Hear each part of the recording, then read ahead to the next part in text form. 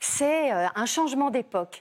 En fait, il a fallu que, grâce aux réseaux sociaux, hein, on peut dire que les réseaux sociaux, ça peut être extrêmement négatif, on peut avoir de la délation, des choses comme ça, mais dans ce cas-ci, les réseaux sociaux ont été extrêmement positifs, parce que enfin, les femmes ont pris la parole et ont raconté les agressions qu'elles subissent de façon régulière. Et ça permet véritablement d'avoir un autre son de cloche dans la société. Elle n'avait pas la parole auparavant. Un témoignage comme celui-là, on ne l'aurait peut-être pas entendu il y a 2-3 ans sur un plateau de télévision. Ce qui est incroyable, c'est que moi aussi, j'ai été agressée, j'ai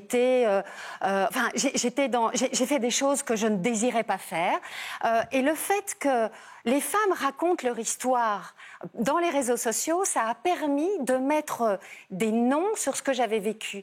C'est de dire...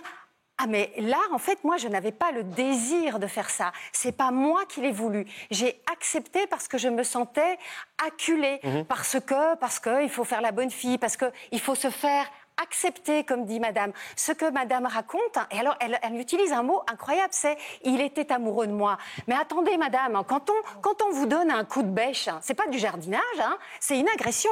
Ça n'a rien à voir avec la séduction, ça a à voir avec l'abus de pouvoir. C'est notamment pour ça aussi que maintenant on parle de féminicide et plus de crimes passionnels. C'était un Exactement, mais c'est de l'abus de pouvoir. Ça veut dire que cet homme s'est senti suffisamment puissant, suffisamment dans l'impunité pour finalement avoir accès à son corps.